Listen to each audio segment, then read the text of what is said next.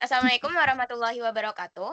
Kami dari kelompok 3 akan mempresentasikan tentang praktikum pembuatan larutan yang diampu oleh DR Meiliana Wulandari SSI MSI. Kak, di kelompok 3 ada saya Lia Indri Astuti dengan NIM 031. Ada saya Haida Gilbastika dengan NIM 030. Saya Manzilatul Lima dengan NIM 032. Saya Ika Ahyanandira dengan NIM 029. Pada praktikum kali ini ada beberapa tujuan. Yang pertama, untuk membuat larutan dari zat berfasa padatan dan berfasa cairan pekat. Dan yang kedua, untuk menentukan massa dan volume zat yang digunakan pada proses pembuatan larutan. Dan yang terakhir ada untuk menghitung konsentrasi larutan yang dilihat dengan jenis satuan konsentrasi molalitas, persen, ppm, fraksi mol, dan normalitas.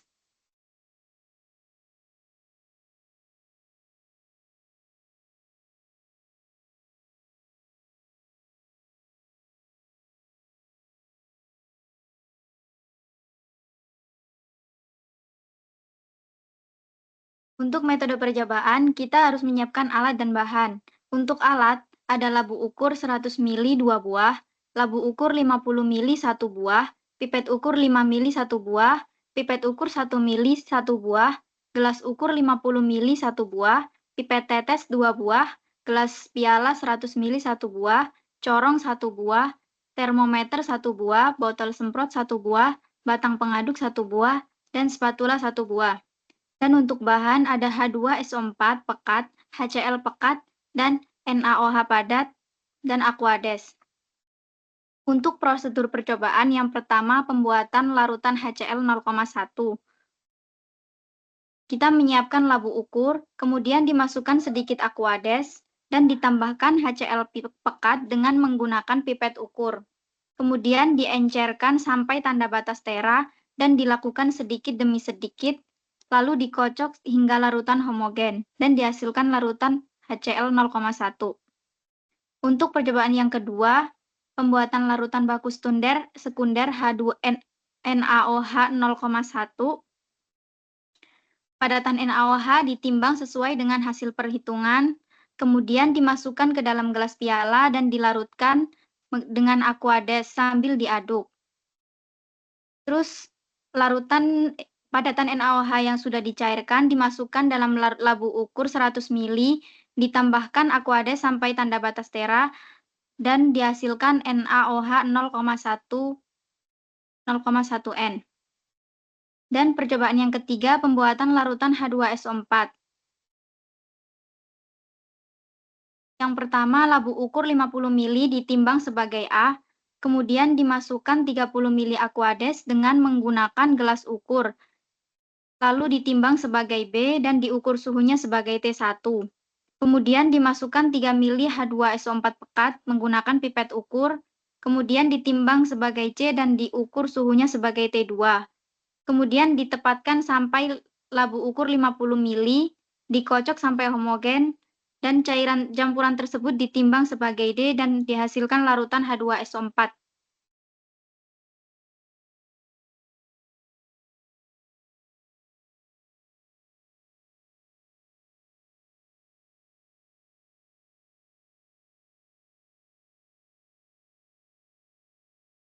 Untuk hasil pengamatan HCl 0,1 dengan volume awal 0,8 ml menjadi volume akhirnya 100 ml.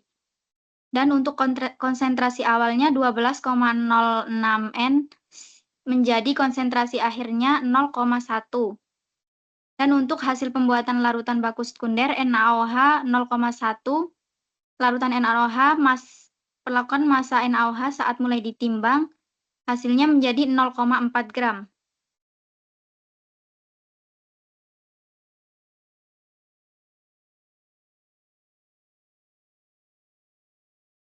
Oke, selanjutnya untuk hasil pembuatan larutan H2SO4, di sini ada larutan HCl. Pelakuannya itu labu ukur kosong, kita timbang beratnya jadi 30 ditimbang dan mendapatkan hasil 38,7 gram. Di sini suhunya belum diukur ya. Terus terus ditambahkan Aquades. Di sini Aquades tambah labu ukur, beratnya adalah 67,1 gram. Yang suhunya itu 28 derajat Celcius. Terus yang ketiga ada Aquades ditambah labu ukur tambah H2SO4. Di sini beratnya jadi 69,7 gram dengan suhu 30 derajat Celcius. Lalu ini ada larutan campuran, larutan labu ukur yang di atas Aquades tambah H2SO4 terus diisi Aquades lagi dengan sampai batas labu ukur yang didapat 82 gram.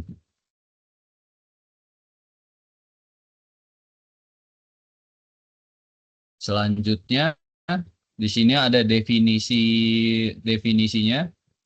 Jadi apa itu zat pelarut dan pelarut? Zat pelarut adalah zat yang dilarutkan dalam pelarut, sedangkan pelarut adalah yang melarutkan zat pelarut, zat terlarut. Jadi itu misalnya larutan gula ya, yang apa namanya? Yang zat pelarutnya adalah air, zat yang terlarutnya adalah gula pasir. Itu jadinya nanti apa namanya larut jadilah zat tadi air manis. Selanjutnya apa itu konsentrasi? Ini konsentrasi kan dicari ya. Konsentrasi larutan adalah perbandingan jumlah zat terlarut dengan jumlah pelarut dalam suatu larutan. Selanjutnya ini ada cara rumus hitungnya. Rumusnya adalah C sama dengan M kali V, di mana adalah 1,190 gram dan MR-nya 36,46. Di sini molaritas atau konsentrasi yang didapat itu jadinya 12,07. Nah, karena pengencerannya 0,1 N ya yang kita inginkan tadi. Di sini ada V1 kali M1 sama dengan V2 kali M2.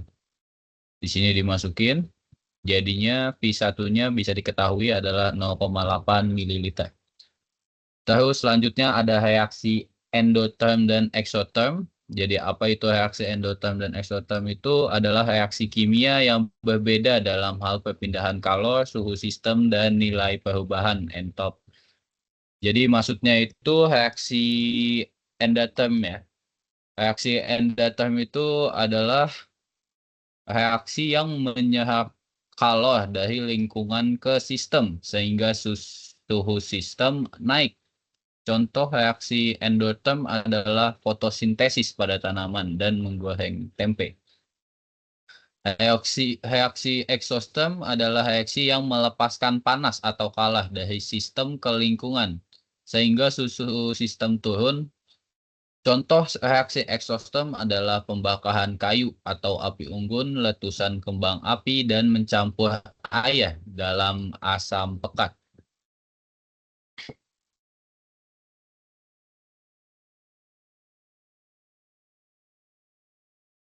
Ya, udah. Dan di sini ada pembuatan larutan HCl 0,1 N. Yang pertama adalah isi labu ukur yang salah guys. Yang pertama adalah pembuatan larutan HCl 0,1 N. Yaitu dengan menggunakan HCl 12N sebanyak 0,85 ml. Dengan dimasukkan ke labu ukur dan diisi Aquades sampai titik batas. Yang kedua adalah pembuatan larutan baku sekunder NaOH 0,1 N. Dalam pembuatan ini, yang pertama adalah NaOH padatan ditimbang, kemudian dilarutkan dengan air sambil diaduk sampai tercampur sempurna, kemudian dimasukkan ke dalam labu ukur 100 ml, kemudian ditambahkan air sampai batas. Yang ketiga ada pembuatan larutan H2SO4, yaitu dilakukan di dalam lemari asam. Pertama, timbang dulu labu ukur 50 mili, kemudian dimasukkan Aquades dan ditimbang lagi. Kemudian dimasukkan H2SO4, ditimbang lagi. Dan di setiap tahapannya itu diukur suhu. Dan menurut data yang didapatkan menunjukkan bahwa terdapat reaksi exotherm karena larutan menjadi semakin panas.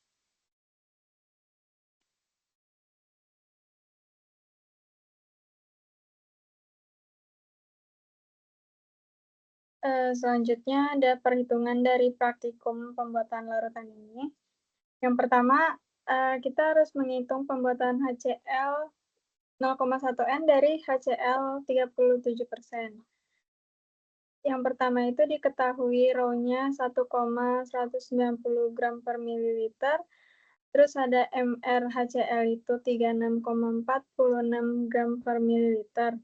Terus dicari molaritasnya dengan rumus 10 dikali rho dikali persen per mr, lalu dimasukkan 10 dikali 1,190 dikali 37, dibagi 36,46, menghasilkan 12,07 molaritas, sama dengan 12,07 N. Lalu dihitung pengenceran jadi 0,1 N larutan induk, dengan rumus V1 kali M1 sama dengan V2 kali M2. V1 dikali M1-nya 12,07 sama dengan V2-nya 100 dan M2-nya 0,1.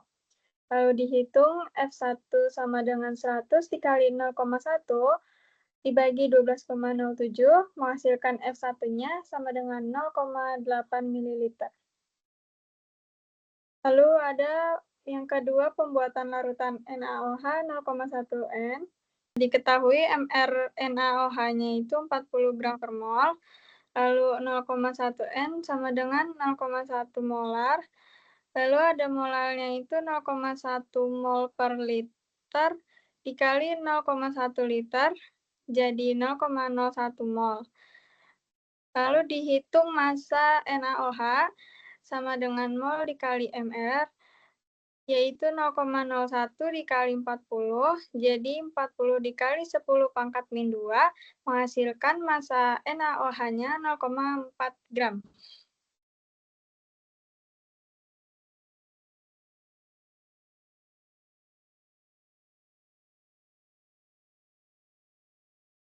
Yang ketiga ada perhitungan untuk pembuatan larutan H2SO4.